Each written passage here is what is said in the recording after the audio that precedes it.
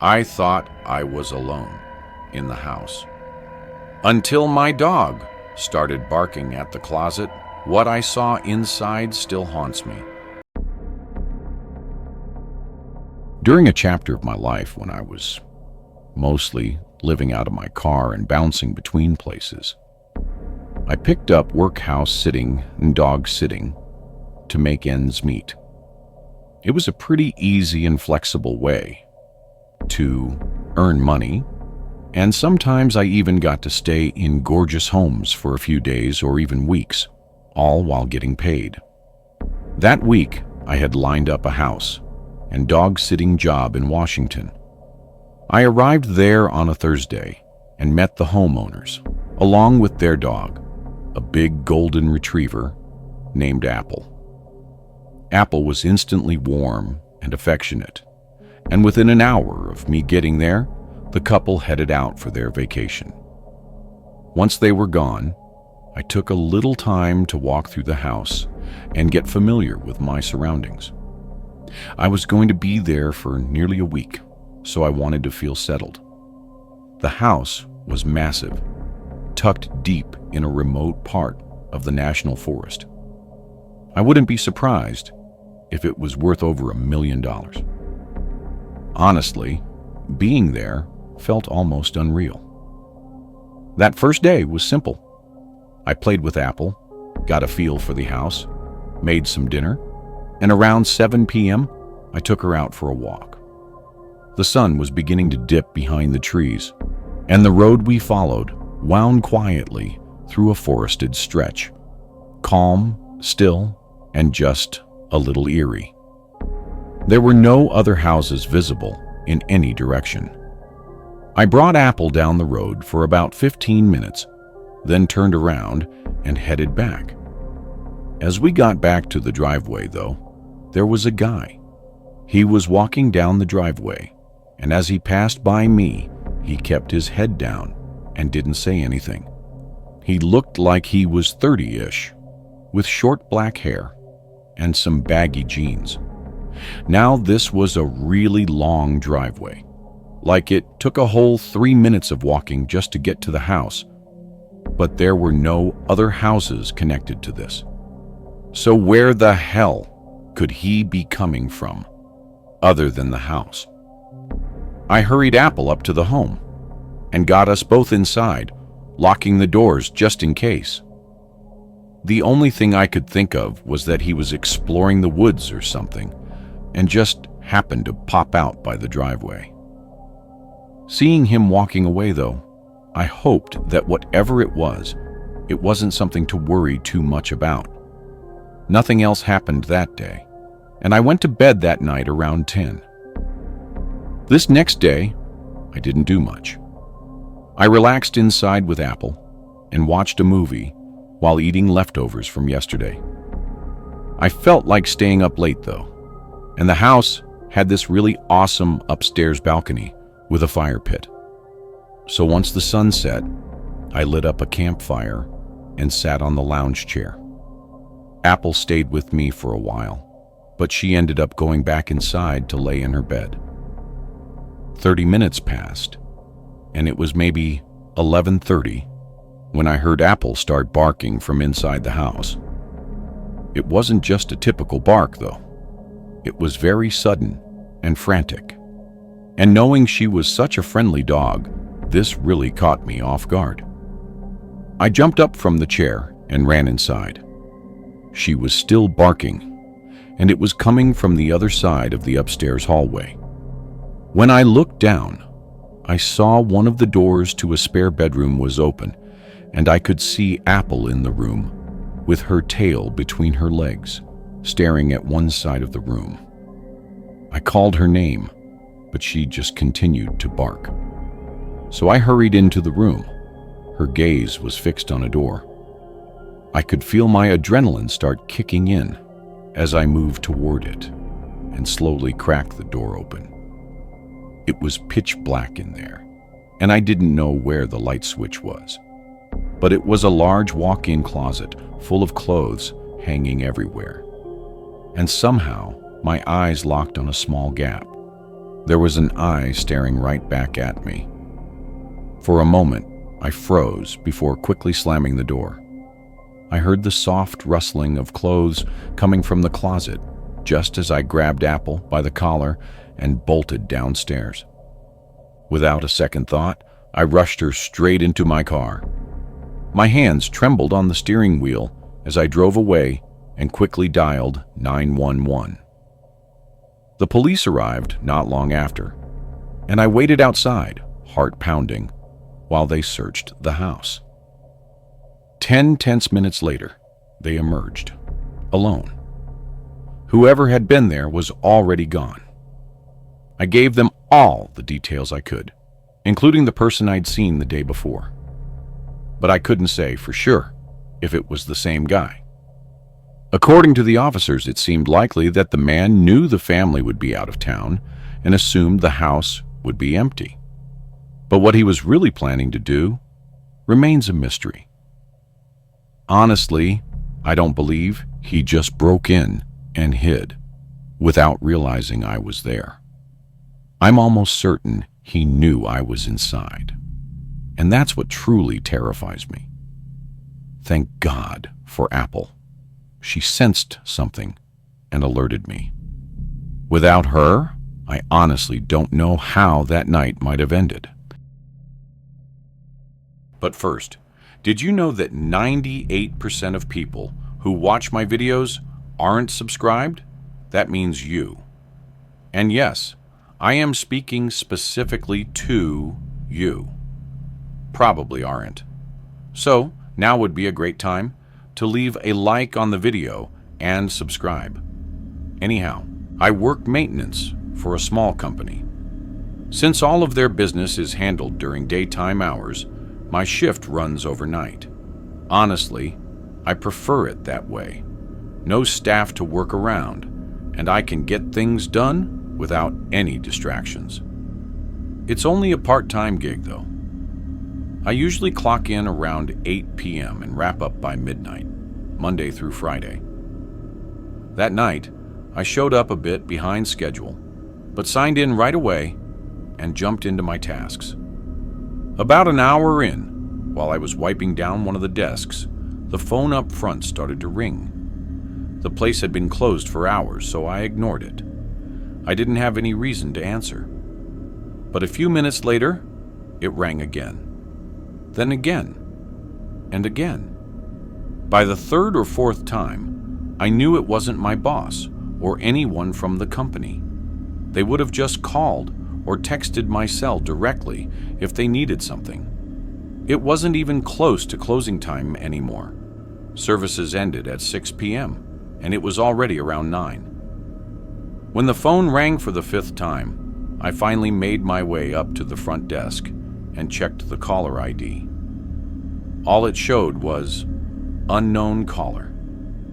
I tried to decide whether to just mute the phone and leave it, or to just quickly answer and let them know we were closed. Ultimately, I didn't want to deal with it, so I just decided to mute it. I walked away from the front and continued with cleaning off the desks. Probably 30 minutes went by, and I had totally forgotten about the phone. I kind of assumed that by now, they had to have given up anyways. It was about 10 p.m., and I was upstairs taking a break in the small coffee room when I heard a sound from below me. It was a beep, just a single electronic beep sound that I'd never heard before. I didn't think much of it at first until I heard a door open and close. I literally turned my head toward the stairwell and just looked completely stunned for a moment. Who could possibly be coming into the building right now? It was way too late.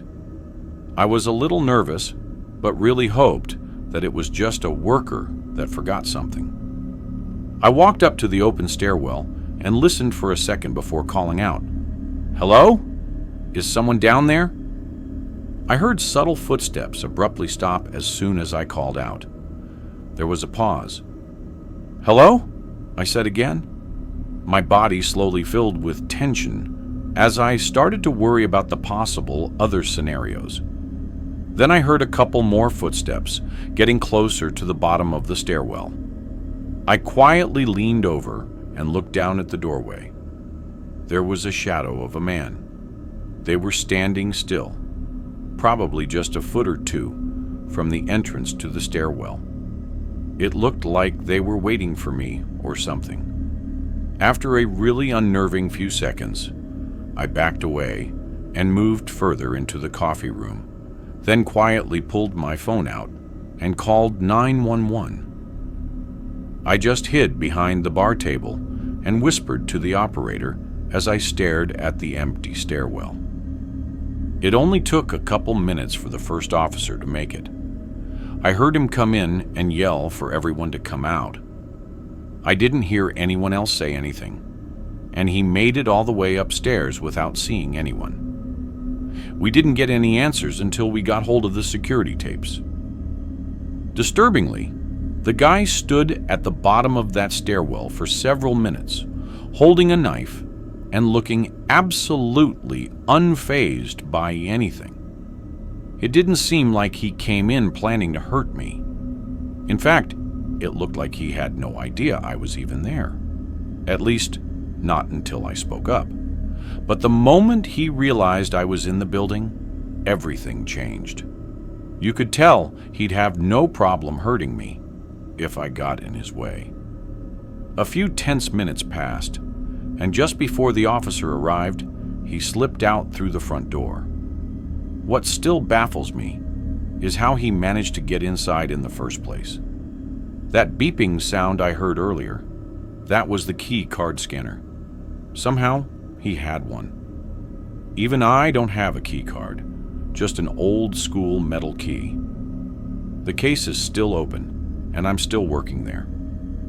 I try to believe it was a one-off situation, but truthfully, the whole thing still leaves me on edge some nights. My name's Trevor, and I'm a college freshman. Thankfully, I've got a supportive family, so I don't have a ton of bills to worry about. That said, I still need to cover my own meals and any fun stuff I want to do with my friends.